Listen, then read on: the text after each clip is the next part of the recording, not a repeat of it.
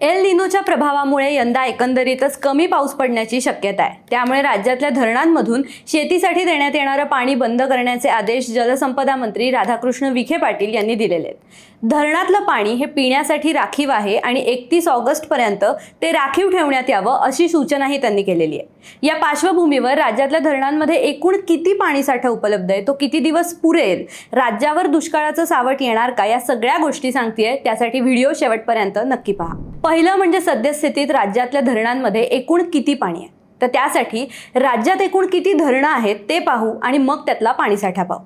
राज्यात मोठे, मध्यम आणि लघु असे 3028 जलप्रकल्प आहेत आणि या जलाशयांमध्ये सध्याच्या घडीला उपयुक्त जलसाठा 357.5 TMC म्हणजे फक्त 25%च पाण्याचा साठा आहे आणि तो मागच्या वर्षीच्या तुलनेत 5% कमी आहे।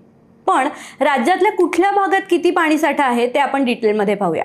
नाशिक, अहिल्यानगर आणि मराठवाड्यातील जलसाठ्यांचा आढावा आपण पहिल्यांदा घेऊया। याच्यात नाशिक विभागामध्ये 26% आणि मराठवाडा विभागात फक्त 28% उपयुक्त जलसाठा आहे। या दोन्ही विभागातल्या प्रकल्पांमध्ये अपेक्षित पाऊस पडलेला नाहीये, त्यामुळे मराठवाडा, अहिल्यानगरमध्ये पिण्याच्या पाण्याच्या गरजा लक्षात घेऊन पाण्याचं काटेकोरपणे नियोजन करावं लागणार आहे। यंदा एल निनोच्या प्रभावामुळे एकंदरीतच कमी पाऊस पडण्याचा अंदाज वर्तवण्यात आलेला आहे आणि आज 15 जून आलंय तरी सुद्धा दक्षिण महाराष्ट्र वगळता पावसाने अजून राज्याच्या इतर भागांमध्ये प्रगती केलेली नाहीये।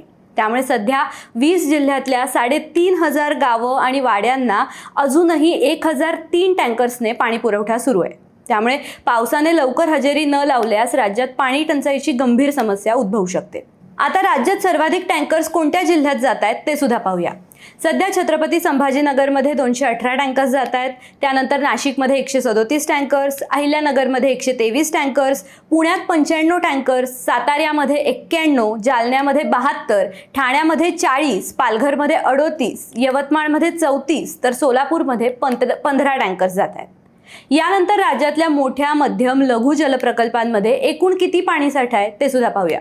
राज्यात खरं तर 138 मोठे जलप्रकल्प आहेत, त्याच्यात केवळ 23.80% पाणी आहे आणि मागच्या वर्षी याच्यात किती होतं तर 28.78% पाणी होतं।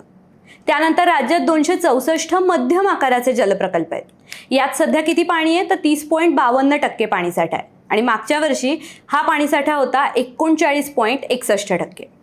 त्याच्यानंतर राज्यात 2626 लघु जलप्रकल्प आहेत। यात सध्याच्या घडीला 23.86% पाणीसाठा आहे, तर मागच्या वर्षी ह्याच्यात 30.59% पाणी होतं। सो यंदा राज्यातल्या बहुतांश भागांमध्येच एकूणच तापमानाचा पारा हा 42 ते 44 अंश सेल्सिअस इतका कायम राहिल्यामुळे बहुतांश जलप्रकल्पांनी तळ गाठल्याचं चित्र आपल्याला बघायला मिळतंय। तसंच नदी आणि नाले सुद्धा कोरडे पडलेले आहेत, त्यामुळे नागरिकांसह जनावरांच्या पिण्याच्या पाण्याचा प्रश्न सुद्धा गंभीर बनत चाललेला आहे। म्हणजे दरवर्षी साधारण मे महिन्याच्या अखेरीस पावसाच्या सरी पडतात, आपण त्याला प्री मॉन्सून किंवा वळवाचा पाऊस म्हणतो। पण यंदा मात्र पाऊस चांगलाच उशिरा पुढे सरकतोय। राज्यातल्या मॉन्सूनची स्थिती नेमकी काय आहे ते सुद्धा आपण या निमित्ताने पाहूया। मॉन्सूनने खरं तर दक्षिण महाराष्ट्र व्यापलेला आहे, म्हणजे रत्नागिरीपासून पुढे पाऊस हा सरकलेलाच नाहीये।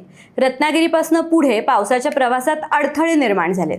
नाशिक जिल्ह्यात तर आकाश निरभ्र आहे आणि ऊन सुद्धा प्रखर आहे। नाशिकमधल्या कमाल आणि किमान तापमानात सुद्धा वाढ होताना दिसते। गंगाधर धरणाची पाणी पातळी ही वेगाने खालवत चालली आहे। गंगाधर धरणातला पाणीसाठा हा 35% आलेला आहे आणि जेव्हा गंगापूर धरणातला विसर्गाला सुरुवात होते तेव्हा मराठवाड्यातले नागरिक हे सुखावतात असं चित्र आपल्याला दरवर्षी बघायला मिळतं। सो पुढे जाऊया। याच्यानंतर महाराष्ट्रातल्या कोणत्या विभागात किती पाणी पुरवठा आहे ते सुद्धा आपण पाहूया। अमरावतीत सध्या 38.8% पाणीसाठा आहे, नागपुरात 36.53%, कोकणात 30.70%, छत्रपती संभाजीनगरमध्ये 27.83%, नाशिकमध्ये 25.20% आणि पुण्यात फक्त 14.57% इतकाच पाणीसाठा आज उपलब्ध आहे। आता या सगळ्यात राज्यातल्या धरणांमधनं शेतीसाठी देण्यात येणारं पाणी बंद करण्याचे आदेश हे राज्याचे जलसंपदा मंत्री यांनी दिलेले आहेत। त्यामुळे या पाणी टंचाईचा राज्यातल्या शेतीवर काय परिणाम होणार तेही आपण जाणून घेतलं पाहिजे। आतापर्यंत शेतकऱ्यांनी मशागतीची कामं पूर्ण केलेली आहेत।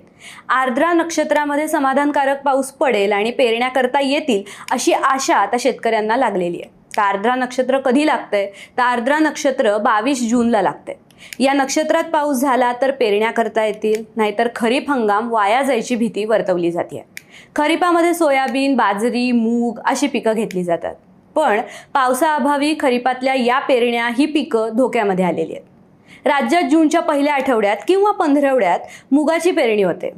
तसंच भात म्हणा, डाळी, कापूस, तेलबिया, सोयाबीनसाठी पाऊस हा महत्त्वाचा असतो आणि पाऊस नाही आला तर शेतकऱ्यांवर दुबार पेरणीची वेळ येऊ शकते आणि त्यांचा खर्चही वाढू शकतो। एकंदरीतच प्रशांत महासागरात एल निनो सक्रिय झाल्याची माहिती भारतीय हवामान खात्याने दिलेली आहे। त्यामुळे देशात यंदा दुष्काळाचं सावट हे गडद होण्याची शक्यता आहे। त्यामुळे ही सगळी संभाव्य परिस्थिती लक्षात घेऊन केंद्र आणि राज्य सरकारने हालचाली सुरू केलेल्या आहेत। यंदाचा एल निनो हा 1950च्या एल निनोपेक्षाही तीव्र होऊ शकतो असा अंदाज सुद्धा तज्ज्ञांनी वर्तवलाय। तसंच याची तीव्रता ही उत्तरोत्तर वाढतच जाणार आहे आणि डिसेंबरपर्यंत ती सर्वाधिक राहण्याची शक्यता असणार आहे। आता या सगळ्यात यापूर्वी आलेल्या एल निनोचा आपल्यावर काय प्रभाव पडला होता तेही जाणून घेऊया। तर यापूर्वी 2002, 2009 आणि 2015 मध्ये एल निनोच्या प्रभावामुळे मॉन्सूनवर मोठा परिणाम झाल्याची नोंद आपल्याकडे आढळते।